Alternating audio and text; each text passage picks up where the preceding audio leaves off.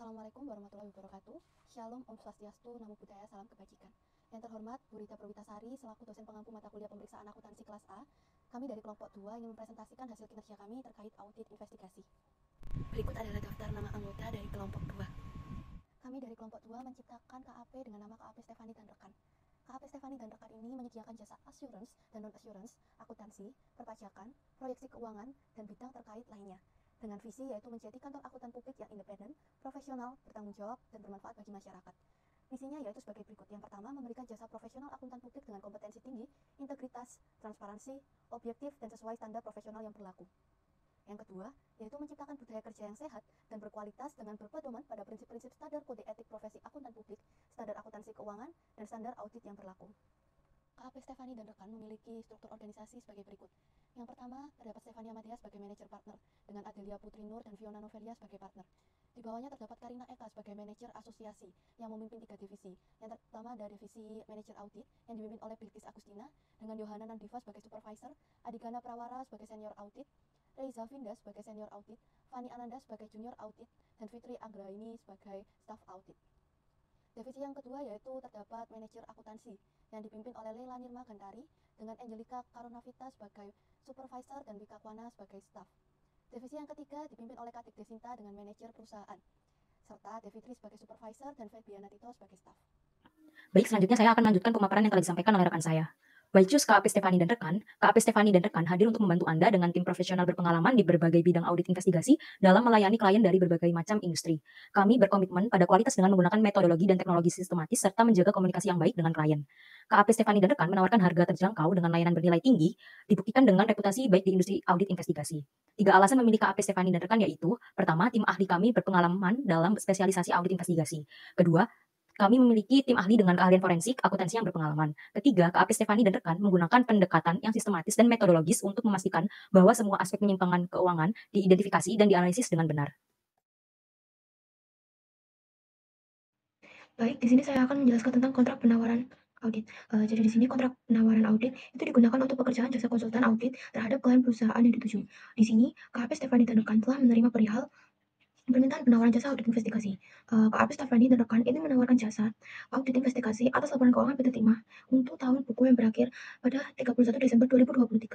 Dan adapun biaya yang ditawarkan ini senilai 2 miliar rupiah termasuk pajak dan biaya akomodasi. Selanjutnya yaitu kontrak kerja audit kepada PT Timah Tbk dari KAP Stefani dan rekan untuk perihal penawaran perikatan pemeriksaan investigatif dugaan kecurangan pengelolaan keuangan. Pendahuluan PT Timah Tbk didirikan pada tahun 1975 dan terdaftar di BI sejak 1995.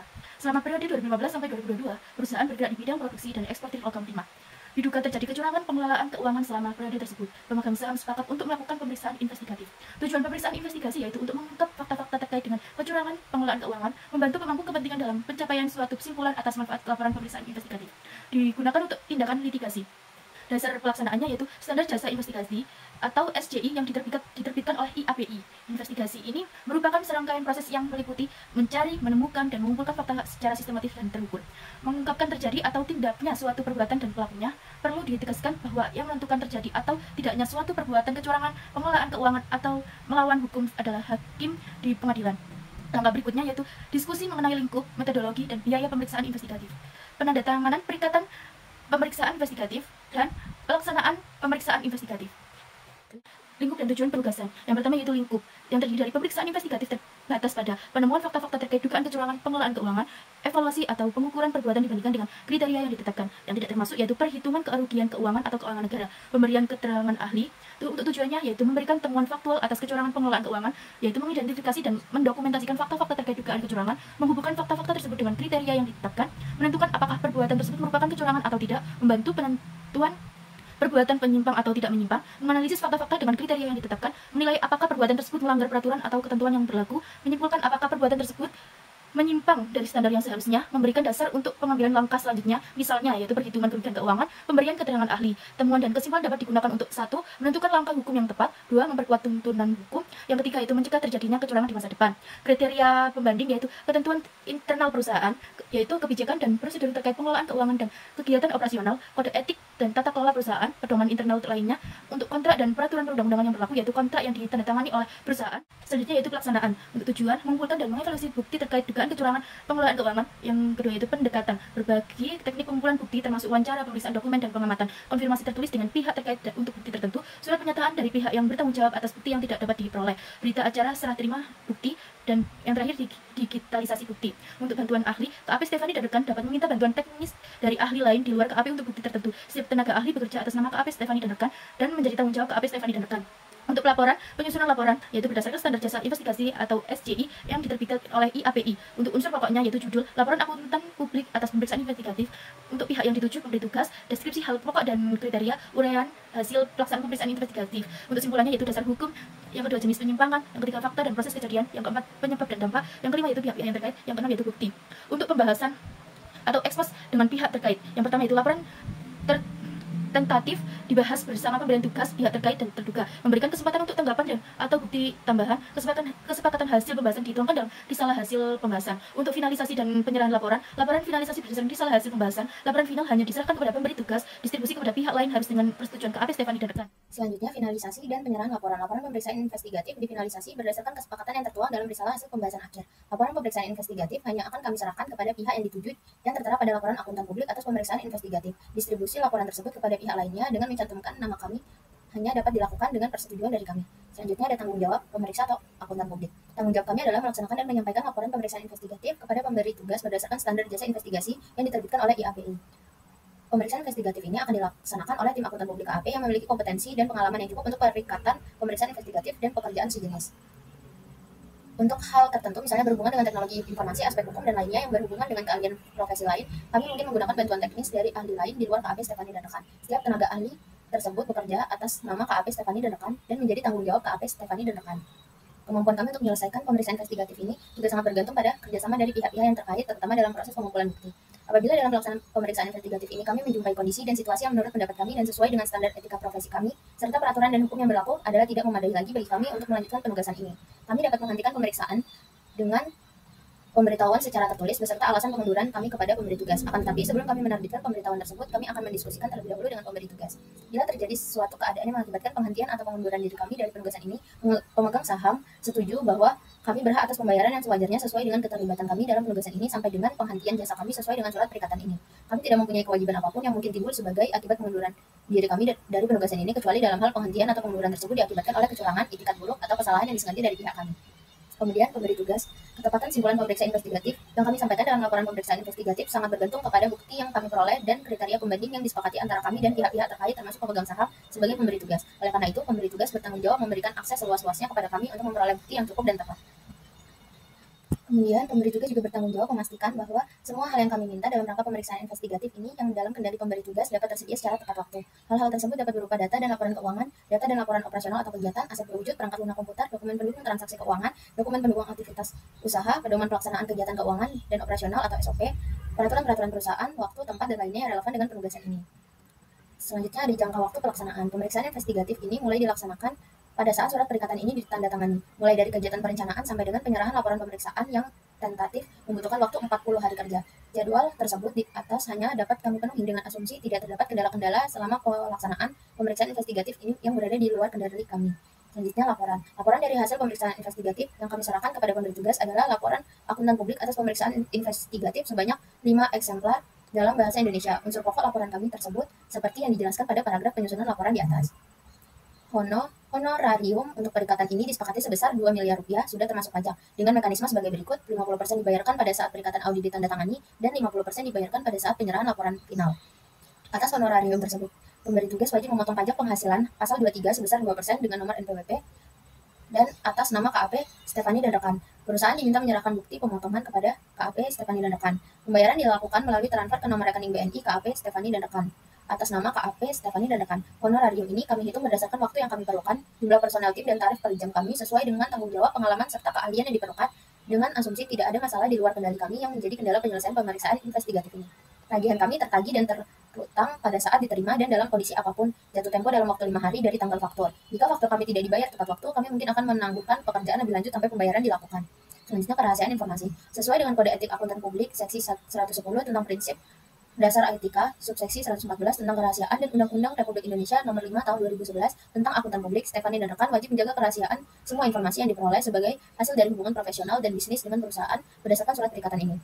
Kewajiban untuk menjaga kerahasiaan informasi tersebut bahkan setelah berakhirnya hubungan antara Stefani dan rekan dan perusahaan berdasarkan surat perikatan ini. Kemudian beberapa keadaan ketika akuntan harus mengungkapkan informasi rahasia adalah sebagai berikut. Yang pertama, pengungkapan disyaratkan oleh hukum. Yang kedua, pengungkapan diizinkan oleh hukum dan diperkenankan oleh klien. Yang ketiga, terdapat kewajiban atau hak profesional untuk mengungkapkan jika tidak dilarang oleh hukum. Dan yang keempat, untuk mematuhi penelaah mutu oleh asosiasi profesi. Yang kelima, untuk merespon pertanyaan atau pemeriksaan investigatif oleh asosiasi profesi atau badan regulator. Dan yang terakhir, untuk mematuhi standar profesional dan standar teknis termasuk persyaratan etika. Pemegang saham pemberi tugas setuju bahwa KAP Stefani dan rekan dan personelnya tidak akan bertanggung jawab kepada pemegang saham pemberi tugas atas suatu tuntutan, kewajiban, atau biaya-biaya berkaitan dengan penugasan ini untuk jumlah keseluruhan yang melebihi biaya yang dibayar oleh pemegang saham pemberi tugas kepada KAP Stefani dan rekan sehubungan dengan penugasan ini. Dalam hal apapun juga, KAP Stefani dan rekan dan personelnya tidak akan bertanggung jawab untuk kehilangan, kerugian, ongkos, atau biaya konsekuensional khusus, tidak langsung, insidental, punitif, atau exemplary yang berhubungan dengan penugasan ini. Selanjutnya, hukum yang berlaku dan yuridiksi. Ketentuan-ketentuan dalam surat perikatan ini diatur oleh dan ditafsirkan sesuai dengan hukum di Indonesia dan setiap perselisihan hukum yang terjadi akan diselesaikan melalui pengadilan negeri setempat. Kemudian force majeure, dalam hal salah satu pihak terlambat, terhalang, atau sama sekali tidak dapat melaksanakan kewajibannya di bawah perjanjian oleh karena keadaan memaksa atau keadaan paksa, maka pihak tersebut tidak dapat dianggap telah lalai atau gagal dalam melaksanakan kewajibannya. Dan termasuk dalam keadaan memaksa adalah setiap sebab yang berada di luar kekuasaan kedua belah pihak yang secara layak tidak dapat mereka duga atau cegah sebelumnya sebagai berikut. Yang pertama, bencana alam, kebakaran, dan keadaan perang, huru-hara, pemberontakan, dan revolusi. Untuk keadaan pandemi COVID-19 yang masih berlangsung saat ini, kami akan melaksanakan pemeriksaan khusus ini dengan protokol COVID-19 yang ketat. Untuk itu, semaksimal mungkin kami akan menghindari pertemuan-pertemuan secara fisik. Kemudian ketentuan lainnya, kecuali diinstruksikan lain secara tertulis, pihak kami dan pemberi tugas beranggapan bahwa pihak lain menyetujui faksimili email, termasuk pertukaran email melalui media internet, dan komunikasi voicemail dari dokumen sensitif maupun tidak, termasuk konfirmasi pihak ketiga dan komunikasi lainnya yang secara layak teralamatkan yang sehubungan dengan perikatan ini diberlakukan sama dengan lainnya untuk tujuan komunikasi atau diterima oleh pihak lainnya. Kemudian, surat perikatan ini mencerminkan perjanjian secara keseluruhan antara pemberi tugas dan KAP Stefani dan rekan sehubungan dengan jasa-jasa yang disebutkan di surat perikatan ini. Surat perikatan ini menggantikan semua tawaran, korespondensi, dan pengertian terdahulu, baik tertulis maupun lisan, mengenai pokok yang sama dengan yang diatur dalam surat perikatan ini. Perjanjian antara pemberi tugas dan KAP Stefani dan rekan yang tertuang dalam surat perikatan ini akan berlaku sampai dengan penyelesaian atau pemberhentian dari surat perikatan ini. Kami mengerti penawaran jasa pemeriksaan khusus ini tidak mengikat pihak perusahaan untuk menerimanya dalam bentuk atau dengan cara apapun. Apabila penawaran ini disetujui, mohon menandatangani surat perikatan ini dan mengembalikan salinannya kepada kami. Baik, selanjutnya di sini saya akan menjelaskan terkait dengan invoice atau tagihan. Nah, yang mana invoice ini berisi tagihan mengenai pembayaran atau fee dari jasa audit yang telah dilakukan KAP. Nah, di invoice ini merupakan keterkaitan dari surat penawaran dan juga surat kontrak audit yang mana sudah disepakati oleh kedua belah pihak sebelumnya. Nah, di invoice ini berisi tentang pembayaran fee yang harus dilakukan oleh perusahaan yang melakukan audit ke KAP, yang mana di sini dalam tagihan tertulis bahwa untuk fee-nya yaitu ditagihkan 50%-nya di awal untuk melakukan pekerjaan jasa audit investigasi, kemudian 50%-nya lagi dibayarkan di saat pekerjaan audit investigasinya selesai. Nah, di invoice ini juga mencakup tentang syarat dan juga ketentuan dalam pembayaran fee tersebut. Nah, selanjutnya yaitu adalah kwitansi, yang mana kwitansi ini sebagai bukti dari pembayaran yang telah dilakukan oleh perusahaan. Seperti yang ada dalam tagihan sebelumnya, dalam invoice, yang mana pembayaran di awal itu sebesar 50% itu sebagai DP-nya. Di sini di sebelah kiri itu kwitansi untuk DP, dan yang sebelah kanan adalah kwitansi sebagai pelunasannya 50% juga, yaitu masing-masing sebesar 1 miliar. Nah, kwitansi ini yang nantinya akan diserahkan sebagai tanda pembayaran yang sah dari pekerjaan yang telah diselesaikan. Baik, di sini saya akan menjelaskan tentang surat penugasan. Surat penugasan audit adalah suatu rangkaian pekerjaan yang dilakukan seorang auditor dalam menerima laporan keuangan dan memberikan pendapatan terhadap laporan keuangan. Di sini KAP Stefani dan rekan ini telah menugaskan tim perikatan yang telah disebutkan nama-namanya di dalam surat penugasan untuk melaksanakan audit atas laporan keuangan PT Timah untuk tahun yang berakhir pada 31 Desember 2023.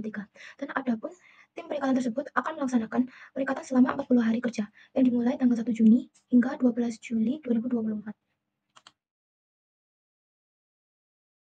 selanjutnya yaitu ada profil dari PT Timah Tbk. PT Timah Tbk merupakan produsen dan eksportir logam timah yang memiliki segmen usaha penambangan timah terintegrasi mulai dari kegiatan eksplorasi, pembangunan, pengolahan, hingga pemasaran. Nah, ruang lingkup dari kegiatan perusahaan ini meliputi juga bidang pertambangan, perindustrian, perdagangan, pengangkutan, dan jasa. Nah, kegiatan utama dari perusahaan ini adalah sebagai perusahaan induk yang melakukan kegiatan operasi penambangan timah dan melakukan jasa pemasaran kepada kelompok usaha mereka. Perusahaan ini memiliki beberapa anak perusahaan yang bergerak di bidang perbengkelan dan galangan kapal, jasa rekayasa teknik, penambangan timah, jasa konstruksi, dan penelitian pertambangan serta penambangan timah. Lalu perusahaan ini berdomisili di Pangkal Pinang, Provinsi Bangka Belitung, dan memiliki wilayah operasi di Provinsi Kepulauan Bangka Belitung, Provinsi Riau, Kalimantan Selatan, Sulawesi Tenggara, serta Cilegon, Banten. Hingga akhir 2021, perusahaan ini memiliki IUP atau izin usaha pertambangan di Riau dan Bangka Belitung seluas 45.009 hektar yang mengandung cadangan timah sebanyak 300.000 ton. Untuk mendukung kegiatan bisnisnya, perusahaan ini juga memiliki kantor perwakilan di Jakarta. Berikutnya mengenai kronologi kasus korupsi yang ada di PT Timah Tbk. Bermula ketika pengusaha tambang di Bangka Belitung melakukan pembentukan perusahaan boneka yang mengakomodir perkumpulan biji timah ilegal dari IUPT Timah dari tahun 2015 hingga tahun 2022. Bukannya menertibkan penambangan ilegal, petinggi PT Timah saat itu justru menawarkan kerjasama untuk membeli hasil penambangan ilegal melebihi harga standar tanpa kajian. Bahkan, untuk melegalkan, PT Timah juga menerbitkan surat perintah kerja borongan pengangkutan sisa hasil pengelolaan mineral timah dan mengakomodir penambangan timah ilegal yang dikirim ke militer milik tersangka. Untuk keterlibatan Harvey Mois ini bekerja sama dengan Diut PT Timah, Reza Palevi, untuk mengakomodir penambangan timah ilegal di wilayah IUP PT Timah. Harvey Mois ini memerintahkan pemilik 4 perusahaan smelter untuk menyewa alat prosesing peleburan dan mengeluarkan sebagian keuntungan untuk Harvey dan tersangka lainnya, di mana keuntungan itu disembunyikan dengan dalih dana CSL dan disalurkan melalui peta GSE milik Helena Lim. Baik, selanjutnya saya akan menjelaskan mengenai 5W1H bagian Watt dengan pertanyaan yaitu apakah terdapat perubahan signifikan dalam sumber pendapatan dan struktur modal PT Timah Tbk selama periode tersebut terkait dengan kasus korupsi 300 triliun. Pendapatan dan struktur modal dapat dicari pada laporan keuangan PT Timah Tbk dari tahun 2015 hingga tahun 2023. Pada bagian struktur modal dapat dihitung dengan cara menjumlahkan ekuitas dan liabilitas. Tahun 2015, pendapatan sebesar Rp6.968.294, struktur modal sebesar Rp9.279.683. Tahun 2016, pendapatan sebesar Rp6.874.192, struktur modal sebesar Rp9.548.631. Tahun 2017, pendapatan sebesar Rp9.217.160, struktur modal sebesar Rp11.876.309. Tahun 2018 pada tanggal 1 Januari, pendapatan sebesar Rp11.049.946, struktur modal sebesar Rp11.718.724. Tahun 2018 pada tanggal 31 Desember, pendapatan sebesar Rp11.016.677, struktur modal sebesar Rp15.220.685. Tahun 2019 pada tanggal 1 Januari, pendapatan sebesar Rp19.302.627, struktur modal sebesar Rp20.361.278. Tahun 2019 pada tanggal 31 Desember, pendapatan sebesar Rp19.341.569, struktur modal sebesar Rp20.361.278. Tahun 2020, pendapatan sebesar Rp15.215.980, struktur modal sebesar Rp14.517.700. Tahun 2021, pendapatan sebesar Rp14.607.003, struktur modal sebesar Rp14.690.989. Tahun 2022, pendapatan sebesar Rp12.504.297, struktur modal sebesar Rp13.066.976. Tahun 2023, pendapatan sebesar Rp8.391.900, struktur modal sebesar Rp12.853.277. Berdasarkan tabel pada PPT sebelumnya, pada tanggal 1 Januari 2018, pendapatan PT Timah Tbk sebesar Rp11.049.946.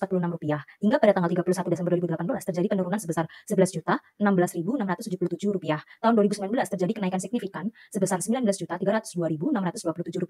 Setelah kenaikan tersebut pada akhir tahun terjadi kenaikan sedikit sebesar Rp19.341.569.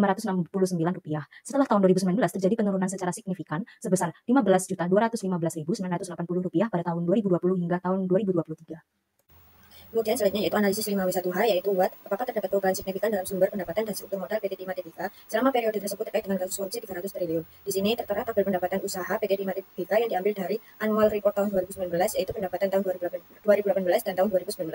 Dalam data annual report tahun 2019 terjadinya kenaikan pada pendapatan tahun 2018 hingga tahun 2019 karena pendapatan usaha tahun 2019 mencapai 1930 triliun yaitu meningkat sebesar 75,21% dibandingkan dengan tahun 2018 yang sebesar 11,02 triliun. Peningkatan tersebut karena pertumbuhan pendapatan dari logam timah sebesar 7,98 triliun, kemudian aluminium sebesar 316,23 miliar dan real estate sebesar 118,39 miliar. Nah, selanjutnya masih mengenai sumber pendapatan dan struktur modal PT Timah Tbk terkait dengan kasus korupsi 300 triliun. Di sini tertera tabel pendapatan mengenai segmen pertambangan timah yaitu pada tahun 2018 dan tahun 2019. Pendapatan segmen pertambangan timah tahun 2019 sebesar 31 miliar, ini meningkat 66,65% dibandingkan dengan tahun 2018 yaitu sebesar 18 miliar. Peningkatan tersebut karena meningkatnya volume produksi dan penjualan logam timah tahun 2019 dibandingkan periode tahun sebelumnya. Baik, saya akan menjelaskan apa saja kerugian yang dialami oleh negara dari adanya kasus korupsi di PT Timah Tbk. Negara mengalami kerugian dengan menyentuh angka hingga 271 triliun yang terdiri dari perhitungan kerugian kerusakan lingkungan dalam kawasan hutan dan non-kawasan hutan. Rincian sebagai berikut, kerugian kawasan hutan terdiri dari kerugian lingkungan ekologisnya sebesar 157,83 triliun, lalu untuk ekonomi lingkungannya sebesar 60,276 triliun, lalu untuk pemulihannya yaitu sebesar 5,257 triliun. Jadi untuk total yang di kawasan hutan sebesar 223 triliun. Untuk kerugian non-kawasan hutan, yaitu biaya kerugian ekologisnya sebesar 25,87 triliun, untuk kerugian ekonomi lingkungannya sebesar 15,2 triliun, dan biaya pemulihan lingkungan sebesar 6,629 triliun. Jadi total untuk non-kawasan hutan APL adalah sebesar 47,703 triliun, sehingga hasil akhir negara mengalami kerugian yang harus ditanggung sebesar 271 triliun. Sekarang, korupsi PT Timah menjadi 300 triliun. Nilai korupsi Tata Niaga Timah lebih besar dari yang diperkirakan di awal, yakni 271 triliun menjadi 300 triliun rupiah dan melibatkan 22 tersangka. Penetapan kerugian negara akibat korupsi timah sebesar 300 triliun rupiah didapat setelah pemeriksaan yang dilakukan oleh Badan Pengawasan Keuangan dan Pembangunan atau BPKP dan setelah berdiskusi dengan 6 ahli lingkungan. Jaksa Agung Muda Tindak Pidana Khusus, Febri Ardiansyah menjelaskan bahwa 300 triliun merupakan kerugian negara yang nyata, bukan potensi kerugian. Nantinya, angka yang akan didakwakan adalah angka tersebut dengan kualifikasi kerugian negara, bukan kerugian perekonomian negara. Spesifikasi dari kerugian negara sebesar 300 triliun ialah sebagai berikut. Sebanyak 271 triliun merupakan kerugian kerusakan lingkungan. 271 triliun dikategorikan sebagai kerugian negara karena menyebabkan penurunan nilai aset lingkungan. Kerugian negara akibat korupsi timah juga mencakup 2,85 triliun yang merupakan kelebihan pembayaran harga sewa smelter atau permunian biji timah oleh PT Timah. Dan 26,649 triliun merupakan pembayaran biji timah ilegal yang dilakukan oleh PT Timah kepada para mitranya. Di sini saya akan menjelaskan apakah opini WTP wajar tanpa pengecualian menjamin adanya fraud. Menurut kelompok kami, opini WTP ini tidak menjamin adanya fraud karena opini ini hanya berfokus pada kewajaran penyajian laporan keuangan, bukan mengidentifikasi adanya fraud pada suatu laporan keuangan. WTP ini hanya memperlihatkan bahwa laporan keuangan perusahaan tersebut menyajikan informasi secara wajar. Dalam mengaudit laporan keuangan, auditor tidak diatur untuk mendeteksi semua jenis kecurangan atau korupsi, tetapi hanya memberikan keyakinan bahwa laporan keuangan wajar tanpa pengecualian. Meskipun laporan keuangan tersebut mendapatkan opini WTP, tindakan korupsi bisa terjadi di luar lingkup audit laporan keuangan. Baik, selanjutnya saya Yohana Riva Putri dengan NPM Akhiran 296 akan menjelaskan terkait dengan WHO, siapa saja pihak yang terlibat. Di sini keterlibatan Harvey Mois dalam kasus korupsi timah yaitu sebagai tersangka pengolahan timah di wilayah izin usaha pertambangan IUP PT Timah Tbk tahun 2015 sampai dengan tahun 2022. Kerugian negara akibat korupsi ini ditaksir mencapai 300 triliun sesuai dengan perkembangan atau update terbaru terkait kasus ini. Berikut peran Harvey Mois dalam kasus ini. Yang pertama yaitu perpanjangan tangan PT Relfinet Bangka Tin atau RTP. Jadi Harvey Mois ini diduga bertindak sebagai perwakilan RBT untuk memfasilitasi pertambangan timah ilegal di wilayah IUP PT Timah. Lalu yang kedua yaitu koordinasi dengan Direktur Utama PT Timah. Harvey menjalin komunikasi dengan Direktur Utama PT Timah saat itu, yang bernama Mustar Riza Palevi Tabrani atau MRPT untuk membuat kesepakatan terkait pertambangan liar tersebut. Lalu yang ketiga, merugikan negara. Jadi aktivitas pertambangan ilegal yang dikoordinasi Harvey ini mengakibatkan kerusakan lingkungan yang luar biasa mencapai 2 kali lipat luas DKI Jakarta dan kerugian negara yang sangat besar. Selain Harvey Mois, beberapa pihak yang juga ditetapkan sebagai tersangka dalam kasus ini diantaranya yang pertama yaitu Mozart Riza Palevi Tabrani atau MRPT, yaitu sebagai mantan Direktur Utama PT Timah yang didakwa melakukan suap dan menerima gratifikasi terkait pengolahan timah ilegal. Lalu yang kedua yaitu Helena Lim sebagai pemilik PT Mobilindo Cahaya Lestari atau MCL yang diduga terlibat dalam penambangan timah ilegal di Bangka Belitung. Lalu yang ketiga ada Rudianto Tunosujoyo sebagai komisaris utama PT RBT yang juga didakwa melakukan suap dan menerima gratifikasi. Lalu yang keempat ada Guna Halim menjabat sebagai Direktur Utama PT RBT yang didakwa melakukan suap dan menerima gratifikasi. Selanjutnya, masih berkaitan dengan WHO. Jadi, secara keseluruhan, untuk informasi terbaru, ada 22 tersangka yang terlibat dalam kasus korupsi tambang timah. Di antaranya, yang pertama yaitu SW selaku Kepala Dinas ESDM Provinsi Bangka Belitung periode 2015-2018. Lalu yang kedua ada BN selaku PLT Kepala Dinas ESDM Provinsi Bangka Belitung periode 2019. Yang ketiga AS selaku Kepala Dinas ESDM Provinsi Bangka Belitung. Yang keempat ada Henry Lee selaku Beneficiary Owner atau pemilik manfaat PT Tinido Internusa atau BO PT TIN. Lalu ada Fandi Lingga selaku marketing di PT TIN. Ada Tony Tamsil alias Aki, adik Tamron Tamsil ditetapkan sebagai tersangka perintangan penyidikan. Lalu ada Suwito Gunawan selaku komisaris PT Stanindo Inti Perkasa atau perusahaan tambang di Pangkal Pinang, Bangka Belitung. Yang ke-8 ada MB Gunawan selaku direktur PT SIP. Yang ke-9 ada Tamron Tamsil alias Aon selaku beneficial owner atau pemilik pemanfaat dari CV Venus Inti Perkasa. Lalu yang ke-10 ada Hasan Chi alias ASN selaku direktur utama CV VIP. Yang ke-11 ada Kwang Yung alias Bayung selaku mantan komisaris CV VIP. Yang ke-12 ada Ahmad Abiani selaku manajer operasional tambang CV VIP. Yang ke-13 ada Robert Indarto selaku direktur utama PT Sriwiguna Bina Sentosa. Yang ke-14 ada Rosalina selaku general manager PT TIN. Yang ke-15 ada Suparto selaku direktur utama PT Refinet Bangkatin. Lalu yang ke-16 ada Reza Adriansyah selaku direktur pengembangan usaha PT RBT. Lalu yang ke-17 ada Muhtar Riza Palevi Tabrani atau MRPT selaku direktur utama Timah pada tahun 2011 sampai 2016. Lalu ada Emil Ermindra selaku direktur keuangan PT Timah tahun 2017 sampai 2018. Yang ke-19 ada Alwi Akbar selaku mantan direktur operasional dan mantan direktur pengembangan usaha Timah. Yang ke-20 ada Helena Lim selaku manajer PT KSE yang dijuluki Crazy Rich Pantai Indah Kapuk. Lalu yang terakhir yaitu yang ke-20 ada Harvey Mois selaku perpanjangan tangan dari PT RBT. Yang ke-22 ada Bambang Gatot Arianto sebagai Dirjen Minerba Kementerian SDM periode 2015 sampai 2020. Selanjutnya, masih berkaitan dengan WU, di sini ada pihak swasta lainnya yang terlibat dalam kasus ini. Yang pertama ada HL sebagai beneficiary owner PT Timah Industri Nusantara, diduga terlibat dalam pembiayaan dan pengolahan penambangan ilegal di wilayah IUP PT Timah. Lalu yang kedua ada FL sebagai marketing PT Timah Industri Nusantara, yang diduga membantu memasarkan timah hasil penambangan ilegal. Lalu yang ketiga ada SW sebagai Kepala Dinas SDM Provinsi Kepulauan Bangka Belitung tahun 2015 sampai dengan tahun 2019, diduga menerima suap dari pengusaha tambang untuk memuluskan perizinan penambangan ilegal. Lalu yang keempat ada BN sebagai PLT Kadis SDM Provinsi Bangka Belitung pada bulan Maret 2019, diduga menerima suap dari pengusaha tambang untuk memuluskan perizinan penambangan ilegal. Lalu yang kelima ada AS yang menjabat dari tahun 2019 sampai sekarang sebagai PLT Kadis SDM Kepulauan Bangka Belitung, yang kini menjabat sebagai Kadis SDM Kepulauan Babel, diduga menerima suap dari pengusaha tambang untuk memuluskan perizinan penambangan ilegal. Dari kasus ini juga diselidiki saksi-saksi yang ada, lebih dari 142 orang sebagai saksi telah diperiksa oleh Kejagung, termasuk yang pertama ada mantan dan current karyawan PT Timah Tbk, yang kedua ada pejabat Kementerian Energi dan Sumber Daya Mineral atau SDM, yang ketiga ada pejabat di lingkungan Pemprov Bangka Belitung dan Riau, yang keempat ada para pengusaha smelter, yang kelima ada pihak-pihak lain yang terkait dengan kasus ini. Selanjutnya, di sini saya akan menjelaskan terkait dengan where, di mana lokasi kejadian ini. Jadi, kasus dugaan korupsi tata niaga timah pada PT Timah Tbk Persero sebesar 300 triliun rupiah terjadi di wilayah usaha pertambangan IUP PT Timah di Bangka Belitung dan Riau.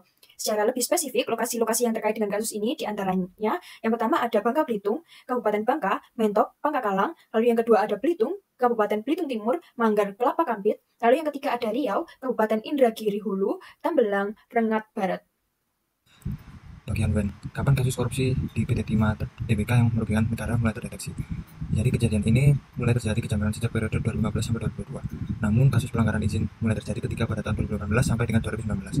Dimulai dengan saudara HM ini menghubungi direktur utama PT Timah, yaitu saudara MRPT alias saudara RS dalam rangka untuk mengakomodasi kegiatan pertambangan liar di wilayah IUP PT Timah yang menyebabkan kerusakan lingkungan masif. Kasus korupsi senilai 171 triliun di PT Timah Tbk terungkap berkat serangkaian penyelidikan mendalam yang melibatkan penggunaan citra satelit oleh tim ahli dari Fakultas Kehutanan dan Lingkungan IPB yang mengungkap luasnya galian tambang ilegal di Bangka Belitung. Selanjutnya, jadi terdapat grafik laba bersih dari tahun 2015 sampai tahun 2023. Jadi dilihat dari tahun 2015 sejumlah 561 di tahun 2016, sejumlah 251, 969, tahun 2017 502, 417, di tahun 2018 531, 349, lalu tahun 2019 611, lalu tahun 2020 340, 602, lalu tahun 2021 1.302.843, lalu di tahun 2022 1.041.563 dan di tahun 2023 sejumlah 449.672. Lalu hasil grafik dari laporan keuangan dari PT Timah Tbk di tahun 2016 sampai 2015. Pada tahun 2016 perseroan membukukan laba tahun berjalan dari operasi yang berjalan sebesar Rp251.969, naik 148% di tahun 2016. Perseroan membukukan pendapatan usaha sebesar Rp6.968.000.000 sekian, lalu naik 1,37% apabila dibandingkan dengan tahun 2015 yang membukukan pendapatan usaha senilai Rp6.874.000 sekian. Lalu di tahun 2017-2016, pada tahun 2017 laba tahun berjalan dari operasi yang dilanjutkan sebesar Rp500,42 miliar, naik 99,40% dibandingkan tahun 2016, yang mencapai Rp251,97 miliar. Sampai akhir tahun 2017, perseroan mencatatkan pendapatan usaha sebesar Rp9,22 triliun atau meningkat sebesar 32,27% dari tahun sebelumnya, yaitu sebesar Rp6,97 triliun. Lalu di tahun 2018, pada 31 Desember 2018, laba tahun berjalan perseroan adalah sebesar Rp531,35 miliar, mengalami peningkatan dibandingkan tahun sebelumnya, yaitu Rp502,42 miliar. Meningkatnya laba tahun berjalan ini utamanya disebabkan oleh meningkatnya pendapatan usaha perseroan tahun 2016. Lalu di tahun 2020-2019, pada tahun 2020-2019 tidak ada penurunan atau kerugian yang signifikan. Pada tahun 2019, PT Timah mengalami kerugian sebesar Rp611.284.000.000. Hal ini sebanding terbalik pada kondisi 2018 yang dimana PT Timah mengalami keuntungan. Lalu tahun 2021-2020, pada tahun 2021 PT Timah mengalami kenaikan laba yang sangat drastis sebesar 483% dari tahun sebelumnya yang mengalami rugi sebesar Rp340.602.000.000 menjadi laba sebesar Rp1.302.843.000.000. Lalu terakhir pada tahun 2023-2022. Pada tahun 2022 PT Timah mengalami penurunan sebesar 14,4% dari tahun sebelumnya, yaitu sebesar Rp14.607.003.000.000 menjadi Rp12.504.297.000.000. Sekian, terima kasih. Berdasarkan laporan keuangan yang telah dijabarkan di slide sebelumnya oleh PT Timah Tbk pada periode 2015 sampai 2023, maka kami membuat grafik laba bersih dari PT Timah tersebut, yang dimana pada tahun 2015 PT Timah mengalami keuntungan sebesar Rp101.561.000.000.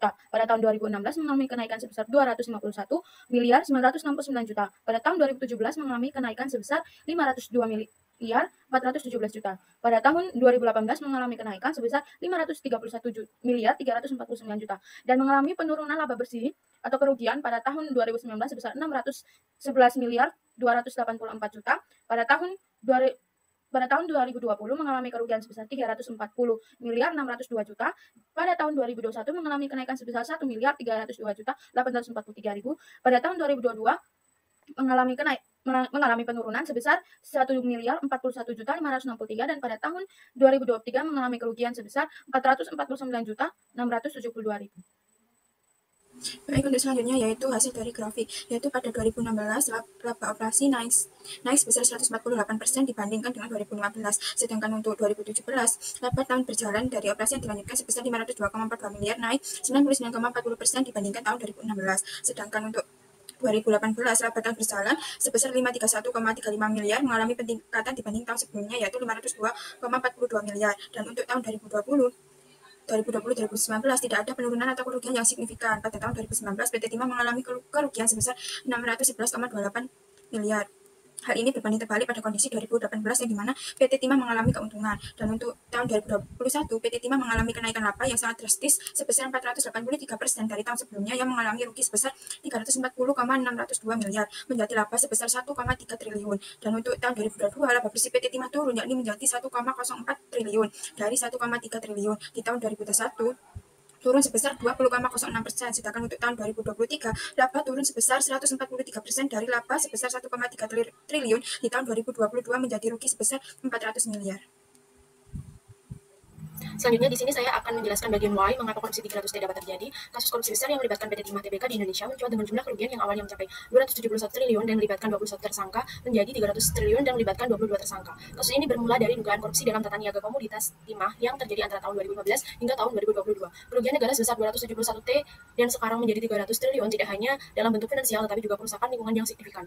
Kasus korupsi timah ini terjadi karena dilatar belakangi oleh beberapa faktor seperti yang pertama wilayah operasional PT Timah yang luas dan terpencil membuat pengawasan langsung menjadi sulit, sehingga memudahkan manipulasi data dan aktivitas ilegal tanpa terdeteksi segera. Selain itu, nilai ekonomi timah yang sangat tinggi di pasar internasional menarik bagi para pelaku korupsi yang mencari keuntungan besar dengan memanfaatkan celah dalam pengelolaan perusahaan. Lalu yang kedua, adanya keterlibatan oknum internal perusahaan, termasuk direksi dan manajer yang seharusnya mengawasi operasional perusahaan, memudahkan tindakan korupsi. Kerjasama antara pihak internal dengan pihak eksternal dalam kasus ini menunjukkan adanya kolusi yang terorganisir. Selain itu, penggunaan perusahaan boneka memungkinkan pelaku korupsi untuk mencuci uang dan menutupi jejak keuangan mereka. Melalui perusahaan-perusahaan ini, mereka dapat mengalihkan timah ilegal dan meraup keuntungan tanpa terlibat dalam laporan keuangan resmi. Ketiga, pengelolaan dana corporate social responsibility yang besar juga diselewengkan oleh pelaku untuk menutupi aktivitas ilegal dan mencuci hasil korupsi. Kombinasi faktor-faktor ini membuat PT Timah TBK menjadi sasaran empuk bagi para pelaku korupsi. Selanjutnya saya akan menjelaskan mengenai bagaimana Harvey Moise dapat terlibat dalam kasus korupsi PT Timah senilai 271 triliun. Nah, kita ketahui juga bahwa Harvey Moise ini adalah suami dari aktris Sandra Dewi. Beliau terlibat dalam kasus korupsi yang senilai 271 triliun ini terkait dengan penambangan timah ilegal di wilayah izin usaha pertambangan PT Timah TBK selama periode 2015 hingga tahun 2022. Korupsi ini tuh melibatkan skenario yang rumit di mana biji timah di area konsensi PT Timah dialirkan ke 7 perusahaan boneka yang bekerja sama dengan perusahaan rekan seperti CVVIB, dan melalui manipulasi surat perintah kerja dan rekayasa dokumen, timah ilegal ini dijual seolah berasal dari sumber yang resmi. Nah, peran Harvey Moise ini juga diduga kuat berdasarkan alat bukti yang ditemukan oleh penyidik. Ada beberapa bukti yang ditemukan termasuk pembicaraannya dengan Rizal Pahlavi selaku Direktur Utama PT Timah pada saat itu. Nah, Harvey Moise juga memerintahkan pemilik smelter untuk memberikan keuntungan dari penambangan ilegal tersebut kepada dirinya dan tersangka lainnya, termasuk mendapatkan dana Corporate Social Responsibility atau CSR melalui PT KSE yang difasilitasi oleh Helena Lim, seorang tersangka yang lain dalam kasus ini. Selanjutnya di sini bagaimana Helena Lim dapat terlibat dalam kasus ini. Helena Lim terlibat dalam kasus korupsi penambangan timah ilegal di Bangka Belitung ini dan ditetapkan sebagai tersangka bersama Harvey Moise dan lainnya oleh Kejaksaan Agung karena Helena ini berperan dalam memfasilitasi dana Corporate Social Responsibility atau CSR melalui PT QSE yang terlibat dalam skema penambangan timah ilegal yang melibatkan berbagai perusahaan boneka dan rekanan dari PT Timah. Nah, penyidik ini menemukan bahwa Helena Lim bersama dengan para tersangka lainnya menggunakan beberapa perusahaan boneka untuk menutupi aktivitas pertambangan ilegal dengan cara yaitu mereka membuat seolah-olah biji timah yang mereka tambang itu berasal dari sumber resmi, padahal sebenarnya itu tidak. Baik, di sini saya akan membahas mengenai kejanggalan laporan keuangan 2018 dan 2019 PT Timah TBK berdasarkan pada laporan posisi keuangan pada laporan laba rugi dan penghasilan komprehensif lainnya. Terdapat kejanggalan di bagian laba rugi. Pada tahun 2018 PT Timah TBK mengalami keuntungan sebesar 132,85 miliar. Namun pada tahun berikutnya, yaitu pada tahun 2019, mengalami kerugian yang sangat besar, yaitu 611,2884 miliar, yang berdasarkan perhitungannya itu naik 500% dibandingkan tahun lalu. Mengapa hal tersebut menjadi janggal? Karena berdasarkan pada ikhtisar operasional pada 2017, 2018, dan 2019 mengalami peningkatan dan tidak selaras dengan laba rugi yang dilaporkan. Baik, selanjutnya ialah kejanggalan lainnya yang terdapat pada laporan keuangan PT Timah TBK 2018 dan 2019, yaitu pada bagian laporan posisi keuangan pada data liabilitas terdapat kejanggalan karena terdapat kenaikan yang sangat signifikan. Kita bisa lihat pada data total liabilitas pada 1 Januari 2018 itu sebesar 5 miliar 673 juta. Dan selanjutnya mengalami peningkatan pada 31 Desember 2018 sebesar 9,072 miliar. Dan pada tahun berikutnya, itu pada 31 Desember 2019, mengalami kenaikan lagi sebesar 15,102 miliar. Baik, kejanggalan selanjutnya pada laporan keuangan PT Timah TBK, terdapat pada laporan posisi keuangan 2019 dan 2020, terdapat penurunan aset pada tahun 2019 ke 2020 sebesar 6 miliar, yaitu pada 2019 aset PT Timah TBK sebesar 20 miliar sekian, dan pada tahun 2020 mengalami penurunan menjadi 14 miliar sekian. Dikatakan bahwa alasan penurunan aset tersebut dikarenakan adanya COVID-19. Namun, indikasi COVID-19 menjadi titik ladang usaha bagi pelaku untuk melakukan korupsi. Selanjutnya yaitu dari tabel data perusahaan timah terkemuka, PT Timah TBK memiliki produktivitas tertinggi dibandingkan dengan perusahaan timah dari negara lain di Asia seperti di Brunei Darussalam, Thailand, dan lain-lain. Dengan data tersebut seharusnya diasumsikan bahwa pendapatan dari PT Timah ini seharusnya meningkat atau setidaknya tidak mengalami kerugian yang sangat besar. Namun dari data ikhtisar keuangan PT Timah TBK ini malah semakin tahun semakin menurun drastis hingga pada tahun 2019 margin labanya hanya pada 0,4%. Hal ini tersebut tentu menjadi kecurigaan. Kejanggalan selanjutnya pada laporan keuangan PT Timah TBK. Pada laporan keuangan 2019 dan 2020 terdapat pada CALK di bagian persediaan PT Timah TBK. Dari slide sebelumnya disebutkan bahwa produktivitas PT Timah TBK meningkat dari tahun ke tahun dan sangat signifikan peningkatannya. Namun pada bagian persediaan malah mengalami penurunan yang cukup besar, yaitu sebesar lebih dari 50% penurunan persediaan dari PT Timah Tbk. Dan tentu hal tersebut menjadi kecurigaan mengapa pada tingkat produktivitas PT Timah Tbk mengalami peningkatan dari tahun ke tahun, sedangkan persediaan dari PT Timah Tbk mengalami penurunan yang sangat drastis, yaitu sebesar 50%. Selanjutnya merupakan ringkasan dari laporan keuangan PT Timah Tbk dari 2020 sampai 2023. Dari data tersebut dijelaskan bahwa pada tahun 2022 PT Timah Tbk mendapatkan keuntungan sebesar 1 triliun. Namun pada tahun berikutnya, itu pada tahun 2023, PT Timah Tbk mengalami kerugian yang sebesar 449 miliar. Dan hal tersebut justru sangat tidak wajar karena kerugian yang dialami itu cukup besar, dari 1 triliun sekian menjadi 400, jadi mengalami kerugian sebesar 400 miliar, ratusan miliar. Dan sedangkan dari data-data yang ada dijelaskan bahwa harga pokok dari timah tersebut mengalami kenaikan yang sangat signifikan dari tahun ke tahun. Dan mengapa dari kenaikan harga timah tersebut, perusahaan PT Timah Tbk justru mendapatkan kerugian yang sangat besar. Dan hal tersebut membuktikan bahwa adanya penambangan ilegal dari PT Timah Tbk yang tidak tercatat pada laporan keuangannya. Dan dari laporan keuangan yang telah disediakan PT Timah Tbk, tim kami menyimpulkan bahwa laporan keuangan yang dari PT Timah Tbk dinyatakan tidak wajar dan tidak transparan. Dari hasil audit investigatif diperoleh fakta bahwa kerjasama pengelolaan lahan tim PT Timah Tbk dengan pihak swasta yang dilakukan secara ilegal pada tahun 2015 hingga tahun 2023 terbukti benar sesuai dengan ketentuan. Hal ini disebabkan oleh pemanfaatan tanpa izin usaha pertambangan dan pengerukan di luar wilayah IUP, dan juga perbuatan memberikan sarana dan fasilitas kepada para pemilik smelter dengan dalih menerima atau menyalurkan dana Corporate Social Responsibility atau CSR, padahal hal itu dilakukan untuk kepentingan pribadi.